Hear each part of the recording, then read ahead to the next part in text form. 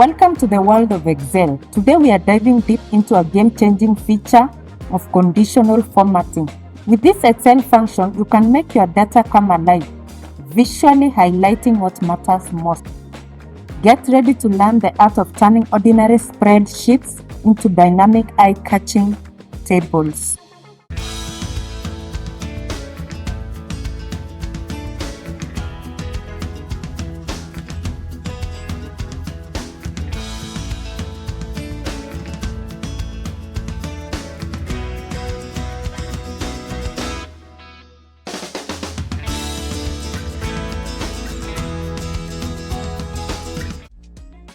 Alright, so in the last tutorial, we learned about resizing a column, but today we are going to learn about resizing our own worksheet.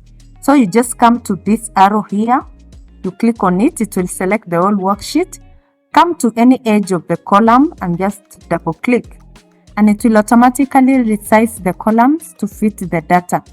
Alright, let's add the tables to our data. What we'll do, you just come, click on any cell and come to Inserts ribbon and then click on Table. A table button will pop up and then just click on the table headers because our data has headers, and then click OK.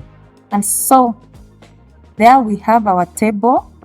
If you wanted to add the total on this table mark, you just come, click on any cell and the table design will pop up. Just click on it and then come and tick the total row, and Excel will add the total row. On this total row, if you click on this cell, it will give you this drop down. If you click on it, you can select what you want to do with the total. Assume we wanted the average, it will automatically give us the average. If we wanted to count the numbers, it is 12. As you can see, it is from January to December, that is 12.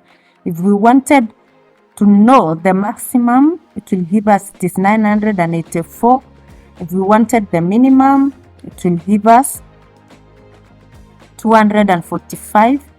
And if we want the sum, it will also give us.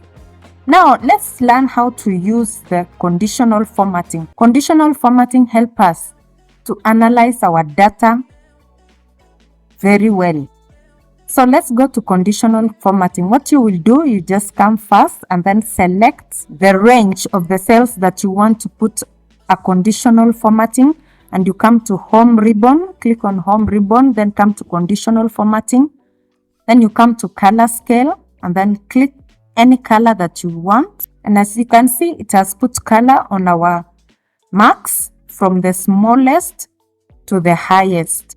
And that's how to use conditional formatting in Excel. Thank you for being a part of our incredible community of learners. Your support means the world to us. Keep watching, keep sharing, and stay tuned for more exciting content. We couldn't do it without you. Until next time, take care and God bless.